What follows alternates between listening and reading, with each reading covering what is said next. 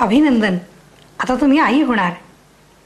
या गर्भसंस्काराच्या उपक्रमात सगळ्यात पहिल्या महिन्यामध्ये आता आपण काय उपक्रम घ्यायचे ते बघूयात. आयुर्वेद शास्त्रात म्हटलं आहे, प्रथमे मासी कललम जायते. पहिल्या महिन्यामध्ये स्त्री बीज आणि शुक्रबीज यांच्या संयोगामुळे एक कलल म्हणजे एक पिंड तयार होते आणि हे पिंड हळूहळू वाढत असते. पहिल्या महिन्यामध्ये हा संयोग कसा घडतो हे सांगताना एका श्लोकात चरकाचार्यांनी म्हटलं आहे, ऋतू क्षेत्र अंबू बीजानाम सामुग्रयो अंकुरात यथा.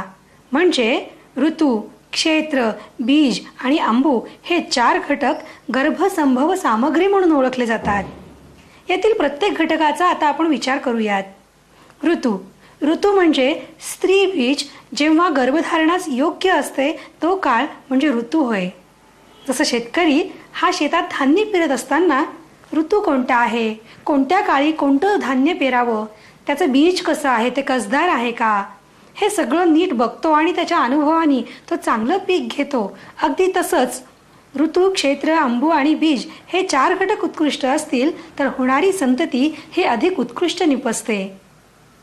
ऋतू हा घटक बघितल्यानंतर अंबू म्हणजे काय ते आपण बघूयात.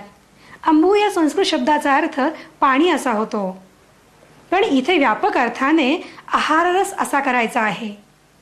गर्भिणी किंवा माता जो काही आहार घेते त्या आहाराचं रूपांतर आहाररसात होतं आणि हा आहाररस गर्भाचं पोषण करत असतो आणि त्यामुळे ह्या पोषणाला अंबू असं म्हटलं जातं. हे जेवढं उत्कृष्ट असेल तेवढं गर्भातील उत्कृष्ट गुण वाढतील. तिसरा घटक म्हणजे बीज.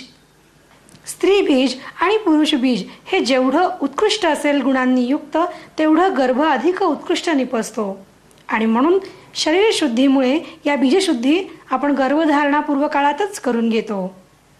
चौथी गोष्ट म्हणजे क्षेत्र याचा अर्थ जमीन, पण गर्भधारणेच्या बाबतीमध्ये क्षेत्र म्हणजे गर्भाशय, कारण त्या जमिनीत त्या भागात गर्भाची निर्मिती आणि गर्भाचा विकास होणार आहे म्हणून.